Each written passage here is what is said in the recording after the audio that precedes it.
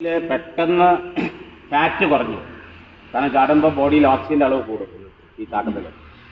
അപ്പോൾ ഈ ഫാറ്റിനെ, നമ്മുടെ കൊഴുപ്പിനെയൊക്കെ പെട്ടെന്ന് ലയിപ്പിച്ച് കളയാൻ കഴിയുന്നൊരു വ്യായാമമാണ് ഇത് എയറോബിക്. അത് നമ്മുടെ പ്രതിരോധ ശക്തിയെ വർദ്ധിപ്പിക്കുന്ന ഒരു വ്യായാമമാണ്. മസിൽ നല്ല സ്ട്രോങ് ആവും ഈ ചാട്ടത്തിൽ. ശ്രദ്ധിക്കുന്നുണ്ടോ പറയണത്? അപ്പോൾ ഇത് ഡെയിലി അങ്ങ് ചെയ്തു കഴിഞ്ഞാൽ ഇത് ഹാർട്ടിന് നല്ലതാണ്. ഹൈ പ്രഷറുള്ളവർക്ക് കുറയും. ചെയ്യുമ്പോൾ ശ്രദ്ധിക്കുക, ചെയ്യുമ്പോൾ നിങ്ങൾ ഹൈ പ്രഷറുള്ളവർ കൂടുതൽ ചാടരുത്. ഒന്ന് ഇടക്കൊന്ന് ഞെങ്ങിയും കൊണ്ടൊക്കെ ചാടുക. അങ്ങനെ ക്രമേണ ബോഡിയെ പാകപ്പെടുത്താം.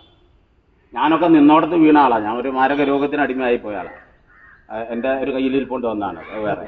പക്ഷേ ഞാനിപ്പോൾ ചാടും, നന്നായി ചാടും, നന്നായിട്ട് എക്സസൈസ് ചെയ്യും, ശീർഷാസനം അടക്കം ചെയ്യും. പിന്നെ ബോഡിയെ നമുക്കങ്ങനെ പാകപ്പെടുത്തി കൊണ്ടുവരാം. എന്ത് അസുഖമുള്ളവരാണെങ്കിലും അവർക്ക് ഇതിങ്ങനെ ക്രമേണ ചെയ്യുകയാണെങ്കിൽ ഏത് അസുഖത്തിനും ഇത് ഗുണകരമാണ്. പിന്നെ നല്ല ആരോഗ്യമുള്ളവരാണ് നിങ്ങൾ, അസുഖം വരില്ല, ഗ്യാരണ്ടിയാണ്. പിന്നെ നമ്മൾ കടുങ്കൈയൊക്കെ ചെയ്യണം. ഞാനൊക്കെ ചെയ്ത പോലെ 50 കൊല്ലം പൂള മാത്രം തിന്നണം, അപ്പോഴൊക്കെ രോഗം വരും. അല്ലെങ്കിൽ വരില്ല, ഗ്യാരണ്ടി അതൊക്കെ. അപ്പോൾ ഇത് തുടരുക. എയറോബിക് കഴിഞ്ഞാൽ പിന്നെ മറ്റൊരു വ്യായാമം ഏതാണ്? സിമ്പിൾ എക്സസൈസ്, ജോയിൻറ്റിൻ്റെ.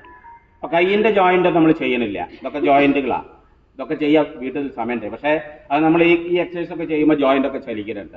അപ്പോൾ നിങ്ങൾ കാലിൻ്റെ ജോയിൻ്റ് എക്സസൈസ് ഒക്കെ ചെയ്യാണ്. ജോയിൻ്റ് എക്സസൈസ് ചെയ്യുമ്പോൾ ഫ്ലെക്സിബിലിറ്റി കൂടും, ബ്ലഡ് സർക്കുലേഷൻ കൂടും. കേൾക്കുന്നുണ്ടോ? മാത്രമല്ല ഓയിലിംഗ് നടക്കുകയാണ് അവിടെ. ഇപ്പം നമ്മൾ ഇരുമ്പ് തുരുമ്പൊടിക്കാതിരിക്കാൻ എന്താ ചെയ്യുക? ഓയിൽ.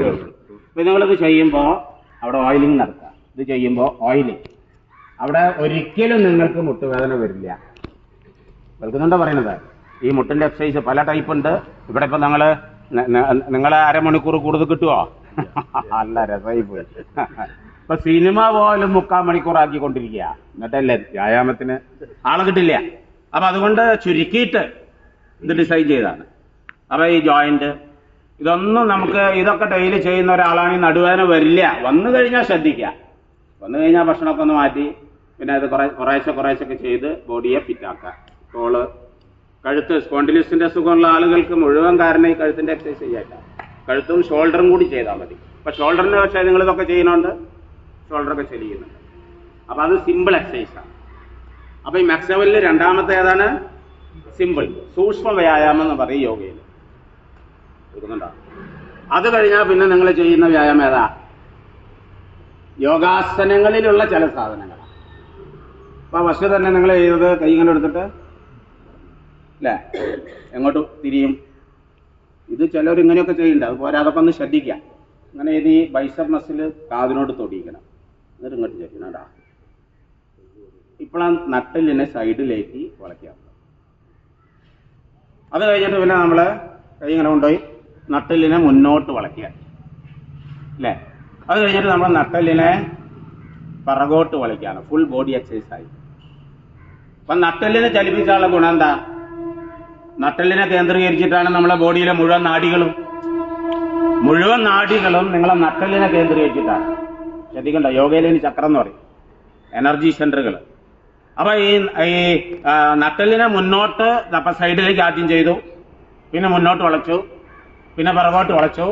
അപ്പൊ നിങ്ങളുടെ നട്ടല് ചലിപ്പിക്കുമ്പോൾ ആ നട്ടലിനെ കേന്ദ്രീകരിച്ചുള്ള സകല നാഡികളും ചലിക്കുകയാണ്. ഈ നാഡികൾ മുഴുവൻ നമ്മുടെ ശരീരത്തിലെ ഹാർട്ടായിട്ട് കണക്റ്റഡ് ആണ്, കരളായിട്ട് കണക്റ്റഡ് ആണ്, കിഡ്നി ആയിട്ട് കണക്റ്റഡ് ആണ്, ബ്രെയിനായിട്ട് കണക്റ്റഡ് ആണ്. അപ്പൊ മൊത്തം അവയവങ്ങള് ഇപ്പൊ ഇവിടെ നിങ്ങൾ ഈ മുന്നോട്ട് വളയിലും തിരിയലിലും നടന്നു ചെയ്യുന്നുണ്ടോ? അതിന്റെ കൂടെ നിങ്ങൾ പ്രാണായാമം ചെയ്യും. പ്രാണായാമത്തിന്റെ ഒരു ലളിതവൽക്കരിച്ച രൂപം മാത്രമാണ് അത്. കേൾക്കുന്നുണ്ടോ? അപ്പൊ കൂടുതൽ താല്പര്യമുള്ള ആളുകൾ ഇത് പിന്നെ കൂടുതൽ താല്പര്യത്തിൽ ഈ യോഗയൊക്കെ അല്ലെ ഈ പിന്നെ മെക്സവനൊക്കെ ചെയ്ത് കൂടുതൽ അറിയണമെന്നുണ്ടെങ്കിൽ അത് പഠിച്ചോളെ. ഇപ്പം യൂട്യൂബിലൊക്കെ ഇഷ്ടമായിരുന്നു, എവിടെയും പോണ്ട. ശ്രദ്ധിക്കുന്നുണ്ടോ പറയണത്? അപ്പൊ ഈ ബ്രീതിങ് എക്സസൈസ് ശ്വാസകോശം മുഴുവൻ നിറയാണ് ഈ ആക്ഷനിൽ. ശരിക്കും സാധാരണ നമ്മൾ ചെയ്യാം, അതിന് അത്ര ശ്വാസം കിട്ടൂല. പക്ഷെ ഈ വ്യായാമം ചെയ്തുകൊണ്ടാവുമ്പോൾ ബോഡി ചലിപ്പിക്കലുമായി, ഷോൾഡറിന് വ്യായാമമായി, കൈക്ക് വ്യായാമമായി, അതേപോലെ തന്നെ നിങ്ങളെ ബോഡിയിലേക്ക് മാക്സിമം പ്രാണവായു പ്രവേശിക്കുകയാണ്.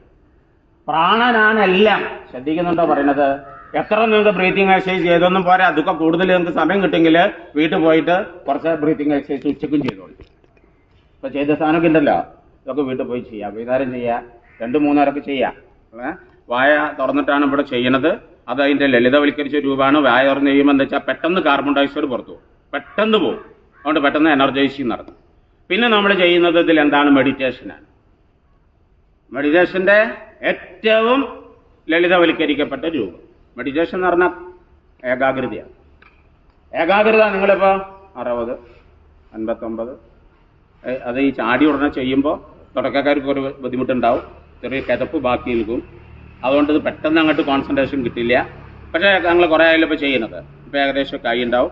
അത് ചെയ്യുമ്പോൾ അതിൻ്റെ ഗുണം എന്താ വെച്ചാൽ നമ്മുടെ ബ്രെയിനിൻ്റെ മുൻഭാഗമുണ്ട് ഒരു പ്രീ ഫ്രണ്ടൽ പാർട്ട് എന്ന് പറഞ്ഞാൽ, പ്രീ ഫ്രണ്ടൽ പാർട്ട് ഉണരുക എന്ന് പറഞ്ഞാൽ അത് നമുക്ക് മെമ്മറി പവർ കൂടും, ഏകാഗ്രത കൂടും. കുട്ടികൾക്കൊക്കെ, പഠിക്കുന്ന കുട്ടികൾക്കൊക്കെ ഈ ബ്രെയിനിൻ്റെ മുൻഭാഗത്തെ ഉണർത്താൻ നല്ലതാണ്. മാത്രമല്ല മെഡിറ്റേഷൻ നമ്മൾ ഇത് നിങ്ങൾ കണ്ടിന്യൂസ് ആയിട്ട് 60 എന്നുള്ളത് വീട്ടിൽ പോയിട്ട് കസാര ഇരിക്കുക.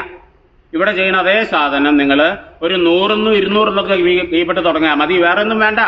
അപ്പോൾ ഏകാഗ്രതയായി. ആ ഏകാഗ്രത കിട്ടിക്കഴിഞ്ഞിട്ട് പ്രാർത്ഥിക്കും ചെയ്യാം, വിശ്വാസമുള്ളവരാണെങ്കിൽ. കേൾക്കുന്നുണ്ടോ? അപ്പോൾ പ്രാർത്ഥനയ്ക്ക് ബലം കൂടും. മനസ്സ് ശാന്തമായി പ്രാർത്ഥിക്കുമ്പോൾ അതിന് ഇഫക്റ്റ് കൂടും. അതൊരു പ്രപഞ്ച നിയമമാണ്. അപ്പം മെഡിറ്റേഷൻ നിങ്ങൾ ചെയ്യുമ്പോൾ ബോഡിയിൽ സെറട്ടോണിൻ എന്ന് പറഞ്ഞ ഒരു ഫീൽ ഗുഡ് ഹോർമോണുകളുണ്ട് ബോഡിയിൽ, അത് ഇൻക്രീസ് ചെയ്യും. അതേപോലെ തന്നെ മെഡിറ്റേഷൻ ഇപ്പോൾ ഇവിടെ ചെയ്യുന്ന എല്ലാ എക്സസൈസുകളും നമ്മുടെ ബാഡ് കൊളസ്ട്രോളിനെ കുറയ്ക്കും. എന്നിട്ട് HDL, അതായത് ഗുഡ് കൊളസ്ട്രോൾ കൂട്ടും. ഇങ്ങനെ